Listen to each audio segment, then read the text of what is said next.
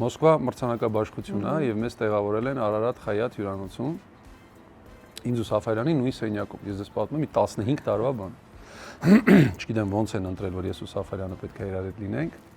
Բայց շատ ուրախ է անցել հաստատ։ Շատ իմ համար որ հաստատ։ Եվ այդպես ստացեց, որ ես պետք է մասնակցեմ մրցանակաբաշխությանը եւ նույն գիշերը թռնեմ Հայաստան, որովհետեւ պետք է շարունակեի թռիչքներս, պետք է գայի Հայաստան, վերջը։ Դուրս գալուց ասեցի Արս ասի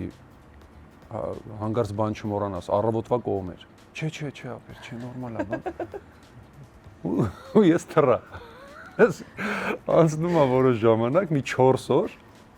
Արսենը զանգում է ինձ, հա, ասում եմ, եթե բան մոռանամ, խնդրում եմ կվերցնես, էլի։ Հա, ապեր, ողի նորմալ է, բան։ Կես զանգեց ցան։ Ապեր, ասում եմ, հա, Արսյան, ի՞նչ կա։ Արա վերջը մոռացար, էլի։ Ասում եմ, Արս, ինչ եմ մոռացել։ Արա ֆենը թողել էիր, բայց ես վերցրել եմ։ Հյուրանոցի Ասեն, ինչ ֆեն։ Լսի, ոնց ասում եմ, չի խոլով հյուրանոցի ֆեն։ Վերցրել հետո բերել է, հիմա լսեք ես պատմությունը,